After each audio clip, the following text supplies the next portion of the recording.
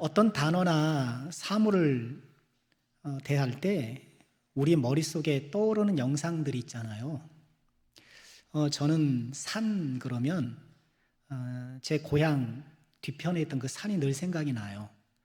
그 산이 가운데 봉우리가 있고 양쪽으로 능선이 이렇게 펼쳐져 있는 산이라서 꼭 새의 날개처럼 이렇게 모양이 돼 있어요. 그래서 동네를 이렇게 품고 있는 듯한 그런 형상인데요. 산 그러면 계속 그게 생각이 나요. 자동적으로. 찬양 중에 주님은 산 같아서, 그쵸? 주님은 산 같아서 항상 그 자리에 계셔. 그러면 저는 모르게 그래, 고향의 산이 항상 거기 있지. 그렇게 연상이 되고는 해요. 여러분, 성경도 그렇지 않나요? 창세기 그러면 여러분 뭐가 떠올라요? 저는 그 천지 창조하실 때 제가 어디서 보았는지 모르겠으나 제 안에 의식 속에 또는 무의식 속에 있는 그런 장면들이 이렇게 올라오면서 이렇게 하나님께서 있으라 하실 때마다 뭐 풀도 나고, 그죠? 동물도 나고 막 이런 것들이 연상이 되는 거예요. 또 사도행전 하면 뭐가 연상되나요? 오순절 성령강림, 불의 혀처럼, 뭔지 모르겠어요, 그죠? 이렇게 쓰여 있는 것만으로는 어떤 상황인지 우리가 잘 안 그려지잖아요. 그래서 그 상상을 자유롭게 하도록 하신 것 같긴 한데, 그럼 아마 사람들 사이에 불의 혀 같은 것이 이렇게 슉 하면서 지나가는 것이 아닌가, 그런 연상을 하곤 해요. 우리가 주일 오후에 요엘서를 묵상하고 있는데, 여러분 요엘서 하면 이제 뭐가 떠올라야 될까요? 요엘서 하면 뭐가 떠올라야 되죠? 메뚜기. 자, 요엘서 하면 이제 메뚜기가 떠올라야 돼요. 요엘서를 시작하면서 메뚜기 떼가 나타나면서, 근데 메뚜기 떼는 하나님의 심판의 칼이죠. 메뚜기를 군대에 비유했는지, 군대를 메뚜기에 비유했는지 일부러 성경은 좀 모호하게 우리에게 밝히긴 해요. 그러나 분명한 것은 하나님의 심판의 칼이더라. 하나님의 심판의 칼임이 메뚜기가 출몰해서 모든 것들을 싹 쓸어가듯이, 또는 메뚜기 같은 군대가 와서 유대를 파멸시키듯이 이게 하나님의 심판이 있을 것이라고 예고를 해요.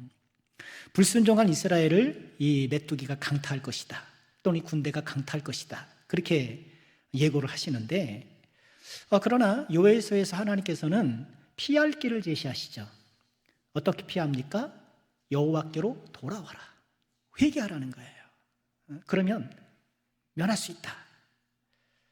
하나님께 회개하고 돌아오면 하나님께서 극진히 사랑하사 불쌍히 여기실 것이고, 이른 비와 늦은 비를 주실 것이고, 기억나시죠? 그리고 마당에는 밀이 가득하고 독에는 새포도주가 가득하고 무엇보다 여호와로 말미암아 즐거워하게 될 것이다 하면서 회개한 자들에게 주실 하나님의 축복을 딱 선포해요. 뿐만 아니라 이런 회개한 자에게 하나님께서 새로운 국면의 축복을 주시는데, 우리가 먼저 살펴보았던 것처럼 성령의 임재예요. 요엘서 2장 28절이죠. 그 후에 내가 내 영을 만민에게 부어주리니 너희 자녀들이 장래를 말할 것이며 너희 늙은이는 꿈을 꾸고 너희 젊은이는 이상을 볼 것이며 그때 내가 또 내 영을 남종과 여종에게 부어줄 것이다. 남녀노소를 분문하고 신분고하를 막론하고 회개하는 모든 사람들에게 성령을 부어주실 것이다, 이렇게 말씀을 하셔요. 우리가 이 말씀에서 보았던 것처럼 성령이 부어질 때 어떤 현상이 일어나나요? 장래를 말하고 예언을 하고, 또 어때요?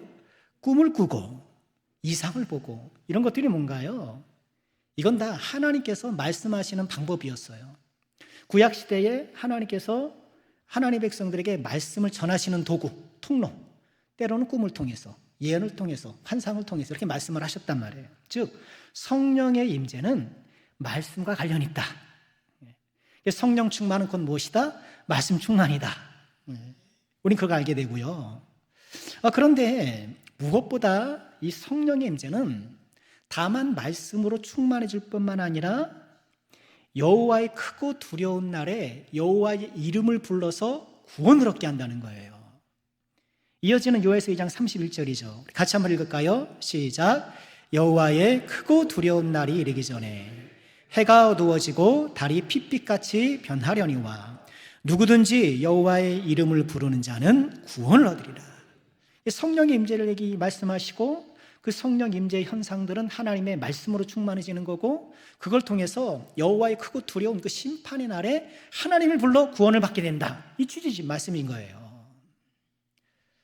자, 이제 오늘 우리가 3장을 보게 되었는데요. 이제 오늘과 이제 다음 기회에 이제 요에서를 마치게 되는데, 오늘 이 3장 말씀은 앞서 보았던 여호와의 크고 두려운 날의 그 심판이 어떨 것인가, 그 심판의 양상에 대해서 자세히 설명하시는 말씀이에요. 여호와의 크고 두려운 날의 심판이 어떤 심판인가? 자, 우리 1절 말씀 보실까요? 보라, 그날 곧 내가 유다와 예루살렘 가운데서 사로잡힌 자를 돌아오게 할 때에. 여호와의 크고 두려운 날은 심판의 날이면서 또한 사로잡힌 자는 돌아오게 하는 이 구원의 날이기도 하는 거예요. 그렇죠. 심판은 한편으로는 구원이고 한편으로는 형벌이란 말이에요. 여호와의 날에 하나님께서 베풀어 주시는 심판의 이면의 축복 가운데 하나가 사로잡힌 자를 돌아오게 하는 거예요. 포로되었던 이스라엘 백성들이 이제 역사 속에서 실제로 돌아오기도 했잖아요.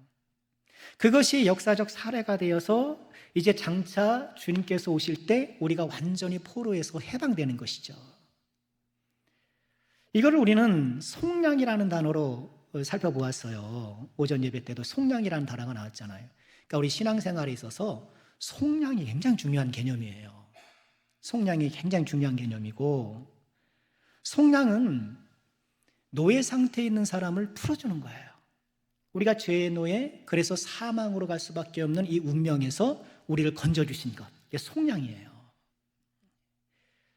이 속량은 이제 예수를 믿는 그 시점에 우리에게 일어나고, 그러나 이 속량은 또 완성을 향해 나아가지요. 우리는 신분적으로는 하나님의 자녀예요. 그렇죠? 예수 믿으시죠? 하나님의 자녀인 거 믿으시죠? 그러니까 우리 신분은 하나님의 자녀예요. 신분은 하나님의 자녀이지만 아직 우리의 수준은 하나님의 자녀에 좀 못 미치는 게 많잖아요. 그러니까 신분과 수준은 달라요. 그러나 주님께서 다시 오실 그날 우린 우리의 신분에 맞도록 우리의 수준도 회복할 거예요. 우리의 시작된 속량이 이제 완성이 될 거예요. 이걸 성경의 다른 구절에서는 거듭남, 그렇게 얘기를 하는 거죠. 거듭남. 우리는 거듭나기도 했고 거듭나야 하기도 하고, 신분적으로는 거듭났으나 성품적으로는 더 거듭나야 될 부분이 남아있고, 그런 것이죠. 우리는 말세를 살아가잖아요. 자, 말세는 어디서부터 어디까지예요? 이 정도는 다 아셔야 되는데 어디서부터 어디까지예요? 거기서부터 거기까지요. 예수님이 승천하신 후부터 다시 오실 전 기간이 말세예요. 그러니 우리는 말세를 살아가는 거죠. 물론 예수님께서 다시 오실 그 시점의 말세도 있지만 이미 우리는 다 말세를 살아가고 있는 거예요. 근데 말세를 살아가면서 우리는요, 현재 진행형의 속량을 경험하며 살아가는 거예요. 우린 신분적으로 속량이 되었지만 이젠 더 이상 노예가 아니라 하나님의 자녀가 되었지만 이제 우리 성품의 속량들이 지속적으로 일어나야 되는 거예요. 오늘 말씀처럼 사로잡힌 것에서 계속 풀려나는 경험들을 해야 돼요. 이게 속량의 경험이죠. 오늘 주님께서 여호와의 날에 사로잡힌 자를 돌아오게 하신다고 하는데, 여러분 이 말씀을 비춰보면 나의 삶 가운데 나를 사로잡고 있는 것들로부터 계속해서 벗어나는, 풀려나는 일들이 이 말세 기간에 우리에게 있어야 하는 거예요. 나를 사로잡고 있는 게 뭔가? 나를 사로잡고 있는 게 뭔가? 때로는 미움에 사로잡힐 수 있잖아요. 그죠? 저 인간 미워. 원망에 사로잡힐 수 있어요. 엄마가 그때 부모님 나를 좀 후원해 줬으면 내가 더 했을 텐데 하면서 뭔가 내 안에 원망의 족쇄가 한참 있을 수도 있어요.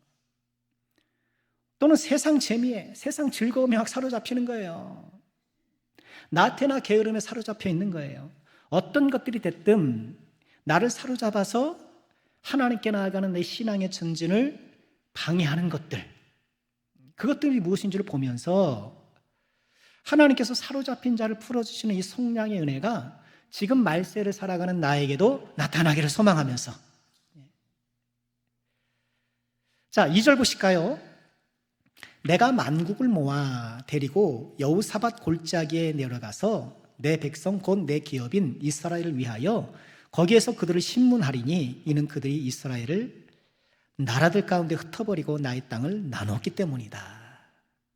자, 여호와의 크고 두려운 날에 이제 하나님께서 하실 일을 본격적으로 말씀을 하셔요. 여호사밧 골짜기에 만국을 모을 것이다. 그것도 소집한다는 거예요. 여호사밧 골짜기에. 그리고 내 백성을 위해서 심문할 것이다. 이렇게 말씀을 하죠. 재판을 여신다는 것이죠. 여호사밧 골짜기는 실제 지명은 아니래요. 여호사밧 누가 생각나나요? 유다의 왕. 여호사밧도 있었잖아요. 여호사밧 왕도 있었는데 여호사밧 골짜기라는 것이 특별한 지명이 아니고 여호사밧은 여호와께서 심판하신다는 뜻이래요. 그러니 상징적인 장소지요. 여호와께서 심판하시는 여호사밧 골짜기로 모은다는 거예요. 그럼 참고로 이 골짜기, 성경에 골짜기가 많이 나오잖아요. 우리 문화에서 골짜기 그러면 산과 산 사이에 부의협곡 생각나잖아요. 그죠? 그래서 골짜기에서 싸웠다 그러면 그렇게 힘든 데서 바위도 많고 그런 계곡에서 그렇게 싸웠나 그런 생각을 옛날에 어렸을 때 많이 했어요. 근데 성경에서 말하는 골짜기는 그렇게 부의협곡이 아니라 산과 산 사이에 넓은 평원이에요. 구름이 낮아 있는 평원, 넓어요. 이스라엘 골짜기, 엘라 골짜기 이런 골짜기에서 막 싸웠다 그러잖아요. 넓은 평원에서 정면 대결을 했다는 얘기예요. 반면에 또 우리가 생각하는 그런 그 좁은 협곡의 그런 골짜기도 있어요. 왜 흰놈의 아들 골짜기 그러잖아요. 흰놈의 아들 골짜기.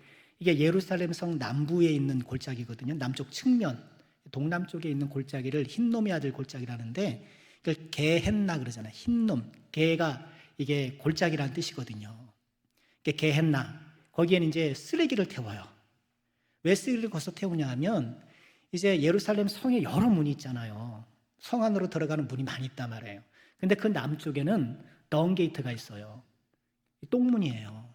거기 쓰레기를 배출하는 거예요. 그럼 예루살렘 성내에 쓰레기가 있어. 그러면 어디로 가야 돼요? 그 문으로 가져 나와서 그 문 밖에 있는 흰놈의 아들 골짜기에서 불태우는 거예요. 그 쓰레기를 많이 불태우니까 항상 흰놈의 아들 골짜기 게헨나에는 불꽃이 있는 거예요. 그 연기가 피어오르고.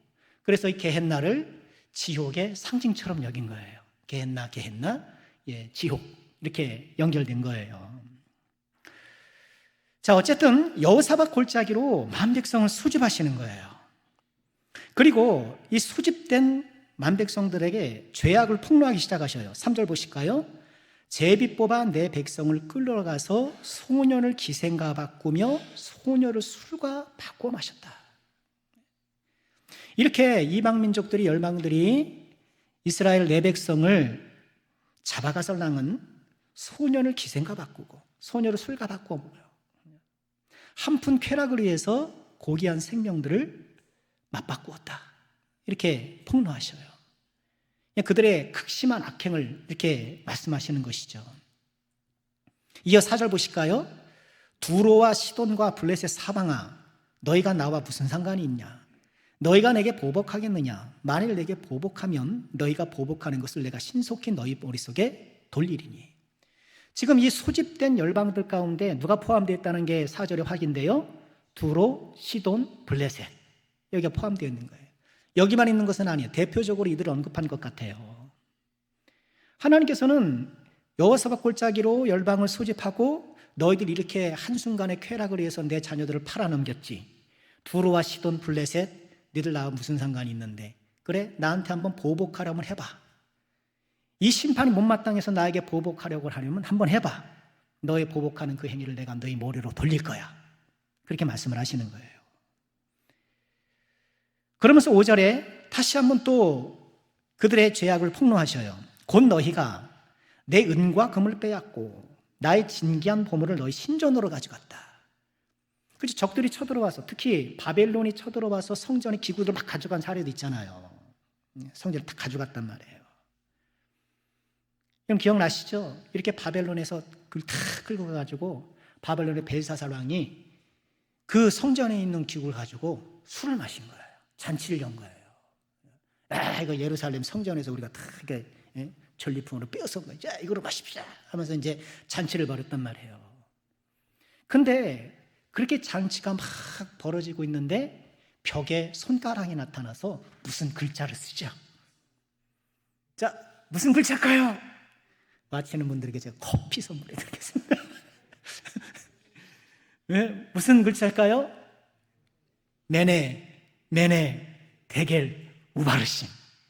세어보고 달아보니 내가 나누었다. 세어보고 달아보니 너희들 안 돼. 내가 너희들 찢을 거야. 너희들을 박살낼 거야. 그게 탁 써져 있는 거예요. 아무도 그것을 해석 못했는데 누가 해석했어요? 다니엘이 해석한 거예요. 그리고 그날 밤 바벨론이 망해요. 페르시아가 딱 들어와요. 자, 이렇게 하나님의 성물들을 가져다가 자기 신전으로 가져가서 전리품 하면서 하나님을 모욕했었죠. 6절 볼까요? 또 유다 자손과 예루살렘 자손들을 헬라 족속에게 팔아서 이들을 끌려가서 헬라는 어딘가요? 그리스잖아요.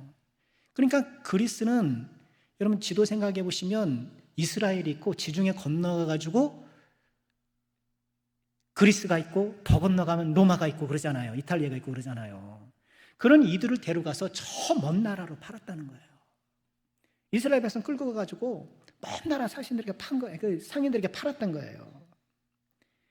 그들의 영토에서 멀리 떠나게 했다 하면서 하나님께서 그들이 하나님을 향하여서 또 하나님의 백성들을 향하여서 그들을 했던 죄악들을 다시 폭로하시는 거예요. 근데 하나님께서 7절에 그들을 다시 부른다 말씀하시죠. 보라, 내가 그들을 너희가 팔아 이르게 한 곳에서 일으켜 나오게 하고 너희가 행한 것을 너희 머리에 돌려서 너희 자녀를 유다 자손의 손에 팔리니 그들은 다시 먼 나라 스바 사람에게 팔리라 하면서 너희가 그대로 해준 대로 갚아주겠다. 하나님께서 그렇게 말씀을 하시는 거예요. 우리 7절에 참고로 보라가 나오잖아요. 보라. 여러분 성경에 보면 보라가 참 많이 나오죠. 제가 이번에 말씀드렸는데, 자, 이 보라는 무슨 의미예요? 보라는 거죠, 뭐. 본래 성경은 읽도록 기록된 게 아니라 낭독하도록 기록된 거예요. 그러니까 옛날에는 이게 종이 같은 게 없잖아요. 종이 같은 거 없으니까 귀한 이 필기 도구에 이렇게 성경을 기록하면 그걸 가지고 읽어주는 거예요.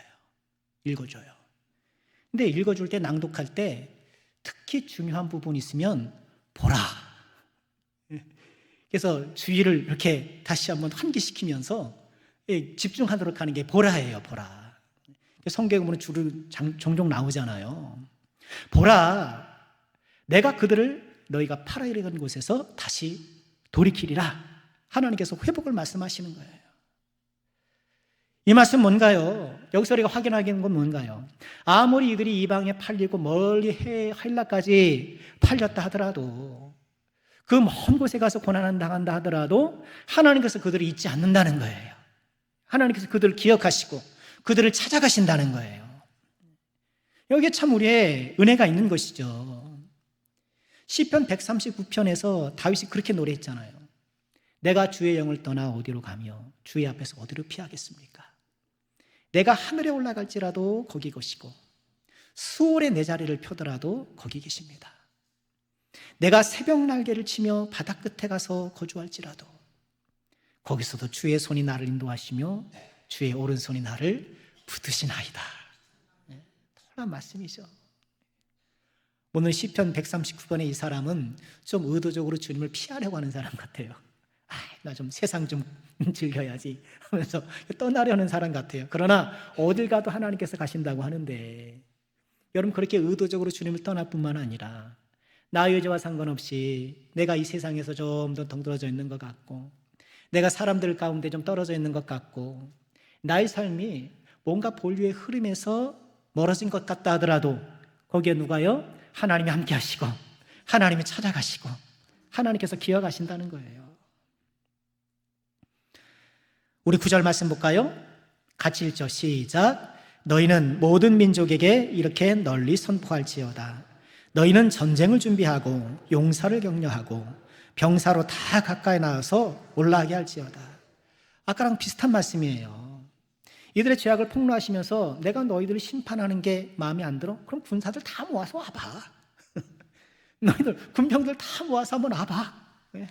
하나님께서 자신감 있게 도발하시는 거예요. 10절 말씀에 너희는 보습을 쳐서 칼을 만들어라. 보습이 뭔가 쟁기잖아요. 쟁기를 칼로 만들어라. 낫을 쳐서 창을 만들어라. 약한 자도 이르기를 나는 강하다 해봐라. 지금 한번 그렇게 너희들 마음을 한번 북돋아서 한번 도전해봐라 이거예요. 10절의 맨 마지막 문장이 재밌죠. 약한 자도 이르기를 나는 강하다 할지어다. 이게 뭐예요? 약한데 여러분 보습을 쳐서 칼을 만들고 낫을 쳐서 창을 만든다는 거는 농민군이잖아요. 농민군. 그죠? 그러니까 세상이 이렇게 막 막강하게 준비하는 것 같지만 실상은 정규군도 아니고 농민군에 불과하다는 그 적이 담겨 있는데, 그러면서 약한 자들이 한번 스스로 그렇게 한번 나는 강해 그렇게 한번 얘기해 보라는 거예요. 여러분 가끔 뭐 그런 심리 치료하는 이런 거 이렇게 보면 그렇게 해보라고도 하는 거 있잖아요. 거울 보고 아침마다 나는 할 수 있어 나는 강해 뭐 그런 식으로 해보라 그러잖아요. 전 한 번도 안 해봤는데 해보셨어요? 좀 효과가 있나요? 아주 궁금해서 그래요. 그게 뭐 어느 정도 뭐 인간적인 효력이 있을 수는 있겠으나, 아니 거울 보고 나한테 그렇게 명령해서 될 것 같으면 뭐가 문제가 있습니까? 뭐하러 하나님을 만나요? 그죠? 좋은 거울 사면 되지. 그죠? 잘 비춰주는 거울 사서 맨날 그 앞에서 너는 할 수 있어, 너는 뭐 어째, 너는 뭐지, 그럼 될 것이지. 그게 뭐 인간 요법에 뭐 살짝의 도움이 될는지 모르겠으나, 그러나 우리가 의지할 분은 누구예요? 내 스스로 나는 강하다 하면서 나 스스로 나를 북돋는 것이 아니라 정작 나를 도우실 분은 누구세요? 하나님이시라는 거예요. 우리가 그것을 믿어야죠.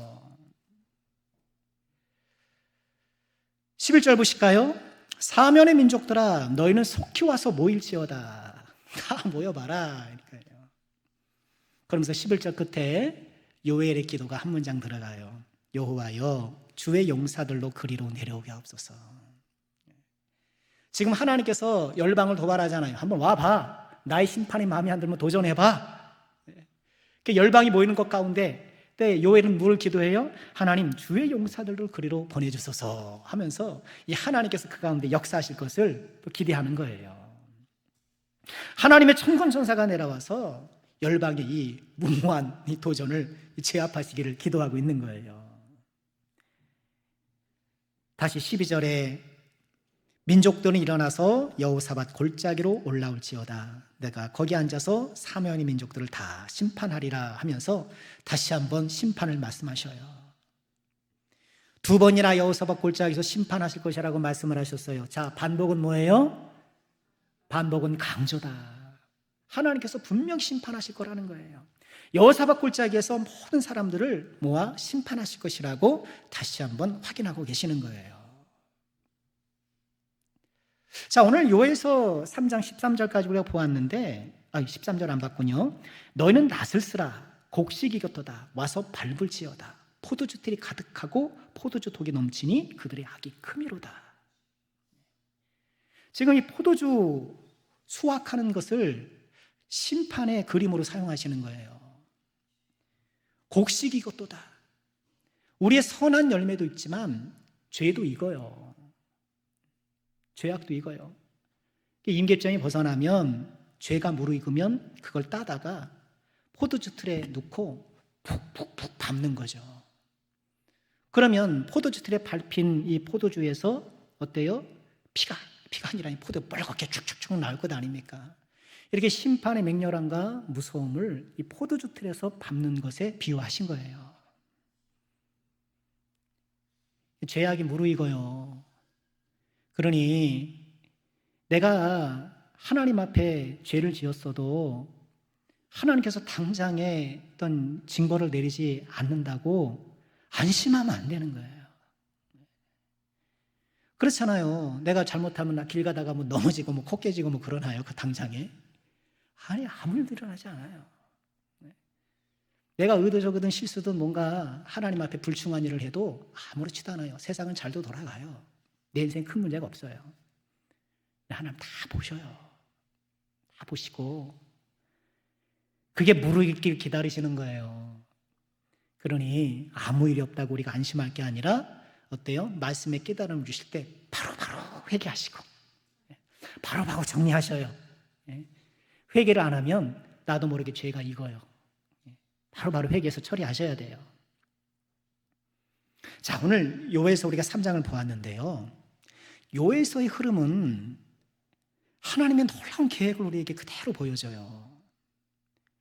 자, 요에서는 뭘 떠올리셔야 된다? 메뚜기. 메뚜기로 시작돼요. 하나님의 심판의 칼인 메뚜기가 이렇게 막 이제 몰려오는 것으로 그림이 시작되거든요. 근데 이 하나님의 심판의 칼인 메뚜기가 향하는 곳은 어딜까요? 유다 백성들이에요. 1차 대상이. 그들의 불순종에서 다 와요. 그런데 하나님께서 기회를 주시죠. 보셨던 것처럼 여호와께 돌아와라, 회개하라. 딱 기회를 주셔요. 그리고 그 회개에 순종한 사람들이 뭘 임재를 경험해요? 성령의 임재를 경험해요. 그리고 성령의 임재를 경험한 이후에는요, 이 하나님의 계획이 묘하게 흘러요. 하나님께서 심판을 하시되 이 회개하고 성령의 임재를 경험한 이스라엘 백성들은 심판의 대상이 아니에요. 그 이후로. 그럼 누가 심판의 대상이에요? 열방이. 우리가 보았던 건 열방이 심판의 대상이 되는 거예요. 열방들을 모아 이렇게 여호와사박 골짜기로 모으시는 거예요. 그들이 심판하시는 거예요. 놀라운 은혜가 있는 거예요. 사실 이 유다 백성들도 이스라엘도 심판의 대상이었단 말이에요. 열국과 못지않게 심판의 대상이었는데 회개와 성령의 임재를 통해서 심판의 대상에서 비껴가요. 비껴가고 이제는 여호와사박 심판 자리에서 피고석이 아니라 원고석이 되는 거예요. 거기 앉아서 이제 열방이 이스라엘을 괴롭혔던 것에 사실상 증인이 되고 이스라엘을 괴롭혔던 열방이 심판을 받는 이유가 이스라엘을 괴롭혔기 때문으로 되는 거예요. 놀라운 역사예요. 이것이 하나님의 구속 계획이 우리 가운데 그대로 벌어진다는 거예요. 우리가 다 죽을 사람들이었어요. 우리 오전에 또 6월절, 제가 출애굽기 하면서 6월절을 두 번째 얘기하는 것 같아요. 두 번째 말씀드리는데 우리 점심시간에 또 한 청년이 또 아름다운 질문을 하더라고요. 목사님, 6월절이 뭐예요? 그래서 6월절은 넘어가는 거다. 넘어가고 그래서 피 바른 거면 다 아니까. 근데 6월이라는 단어 자체를 모르는 거예요. 그럴 수 있잖아요. 우리 신앙생활 하면서 믿는데 그게 뭔 뜻인지 몰라. 그런 거 많아요. 보혜사, 우리 성도님 다 알겠죠? 보혜사가 뭐예요? 성령님은 성령인데 왜 보혜사라고 그러냐고요. 보호해주고 은혜 주시고 가르쳐 주시고 보혜사. 성령님이라는 그 요한복음의 단어가 파라클레토스, 파라 옆에, 클레토스 말하다, 옆에서 말해주는 사람인 거예요. 그래서 내가 힘들 때 누가 옆에서 말해줘요. 이게 성령님이 하시는 거예요. 그럼 파라클레토스를 어떻게 번역을 하면 좋을까 고민했겠죠. 그러다가 처음에 사람 생각한 게 뭐냐 하면 안위해준다, 안위자. 초기의 한문에는 안위자라는 번역이 있어요. 근데 안위자라는 것이 이 파라클레토스의 역할을 다 담지 못하는 것 같은 거예요. 그래서 만든 거예요. 우리를 보호하시고 은혜 주시고 우리를 가르치시는 분, 보혜사라는 단어를 만들었어요. 이게 1800년대 한문 성경에 처음 나와요. 굉장히 번역 잘한 거죠. 세 가지 이야기인데 대표적인 것으로 이렇게 모아서 번역을 한 거잖아요. 보혜사는 그런 뜻이에요. 성량도 그렇고 6월도 그런 거예요. 6월은 뭐예요? 넘어가는 거예요. 6월 하는 게. 이 월자가 초월하다의 그 월자잖아요. 넘어가는 거예요. 그런데 하나님께서 애굽에 죽음의 천사를 보내실 때 내비게이션 찍으셔서 애굽 사람의 주소만 딱 적어주신 게 아니란 말이에요. 그렇죠? 그러면 뭐하러 피를 바르겠어요? 피를 바를 필요가 없겠죠. 애굽 사람이지만 하나님께서 알아 찾아가시면. 그런데 죽음의 천사는 애굽 사람뿐만 아니라 이스라엘 사람 모든 사람들에게 찾아가는 거예요. 이게 뭐예요? 하나님의 엄중한 심판 아래 애굽 사람들, 이스라엘 사람들은 다 죽을 사람이라는 거예요. 하나님의 거룩하심 앞에 애굽 사람이든 이스라엘 사람이든 구별 없이 이방인이든 이스라엘이든 다 죽을 사람인 거예요. 우린 다 본질상 진노의 자녀들인 거예요. 그런데 하나님께서 어떻게 그들에게 피할 길을 주셔요? 유월절 피를 발라서 이스라엘 백성들이 그 죽음을 면하게 해주신 거예요. 유월절 피가 어디서 왔어요? 예수님에게서 온 거예요. 예수님에게서 온 거예요. 예수님을 장차 십자가에 달려 죽게 하실 그 계획이 있으셨기 때문에 유월절 어린 양일을 시작하신 거예요. 우린 예수님의 은혜로 우리가 구원받을 뿐만 아니라 출애굽 이스라엘 백성들도 구원받는 것이고, 오늘 이 말씀을 보면 이스라엘 요에서의 말씀도 마찬가지예요. 이스라엘 백성도 그렇고 지금 이스라엘 백성 열방도 그렇고 사실상 다 심판의 대상이었던 거예요. 다 심판의 대상이었던 거예요. 그런데 하나님께서 특별히 하나님의 백성들에게 회개할 기회를 주시고 성령을 주셔서 마치 유월절에 피를 발라서 사망을 넘어간 것처럼 이 하나님의 주시는 성령으로 말미암아 사망을 넘어가는 구원을 받는 은혜를 주신 거예요. 이 심판의 물질기가 확 달라진 거예요. 심판의 성격이 달라진 거예요. 여러분, 이것이 얼마나 우리에게 큰 은혜입니까? 그래서 신약성경은 이처럼 성령님으로 말미암아 심판에서 제외된 이 사실을 성령의 인치심 또는 성령의 보증, 그렇게 표현하는 거예요. 에베소서 1장 13절 말씀이죠. 우리 같이 한번 읽을까요? 시작. 그 안에서 너희도 진리의 말씀 곧 너희의 구원의 복음을 듣고 그 안에서 또한 믿어 약속의 성령으로 인치심을 받았으니. 인치심 뭐예요? 도장 찍었다는 거 아닙니까? 성령이 도장인 거예요. 우리가 하나님의 자녀라는 것, 아무개는 언제 태어났는데 이 사람은 하나님의 자녀입니다. 쭉 우리가 하나님의 자녀라는 이 보증서가 있잖아요. 네? 그럼 여기에 도장이 찍혀야 돼요. 그 도장이 뭐예요? 성령인 거예요. 성령이 도장이 딱 돼서, 여러분 계약서 아무리 화려하게 쓰고 뭐 있는 막 꼼꼼하게 잘 써도 뭐 합니까? 뭘 찍어야 돼요? 도장을 찍어야죠. 성령이 도장이신 거예요. 또한 고린도후서 1장 22절, 그가 또한 우리에게 인치시고 보증으로 우리 마음에 뭘 주셨다? 성령을 주셨다. 성령은 보증이라는 거예요. 보증. 왜? 보석 사면 이 보석이 진품이라는 보증서가 있다면서요. 저는 안 사봐서 모르는데 있어요? 있어요? 그러셨군요. 보증서가 있잖아요.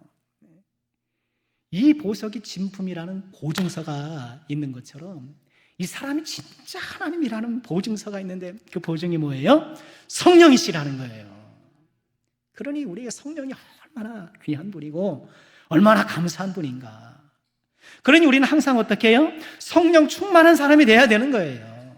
이 성령 주셨건만 우리가 성령을 외면하고, 이 성령님이 우리 종종 제가 쓰는 비유인데, 성령님 우리 안에 계시긴 하나 지금 쓰지 않는 운동기구처럼 방 안 한 구석에, 거실 한 구석에 텅그레 놓여있는 운동기구 다 집안마다 하나씩 있으시죠? 집안마다 안 쓰는 운동기구 다 하나씩 있어요. 처음엔 의욕적으로 좀 내가 살 빼보겠다고 막 살았는데, 지금은 아주 유용한 옷걸이 노릇하고 있는 그 운동기가 있잖아요. 성령께서 그저 방 한켠에 있는 운동기구는 아닌가. 저기 구석에 있는 화초처럼 가끔 들여다보고 있는 것이 아닌가. 성령께서 우리 안에 주도를 역사하셔서 우리 항상 성령 충만한 사람이 되고, 성령 충만은 말씀 충만이요, 성령 충만은 예수 충만이고, 우리가 성령 충만해야 이 성령의 보증을 힘입고 성령의 인치심을 우리가 힘입어서 더 기쁘게 신앙생활 할 수 있는 거예요. 자, 말씀 마치겠습니다. 오늘 여호사밧 골짜기에 열방들을 모아 하나님께서 심판을 선언하시는데, 그 심판에서 가만히 들여다보니 하나님께 돌아와 성령을 받은 하나님의 백성들은 죄가 되더라. 그 심판에서 오히려 축복의 대상이 되더라. 우리에게 주신 이 성령의 인치심, 성령의 보정에 힘입어서 우리도 또 성령 충만한 사람이 되기를 소망하고 성령 충만을 사모하는 우리 모두가 되기를 주님의 이름으로 축원합니다.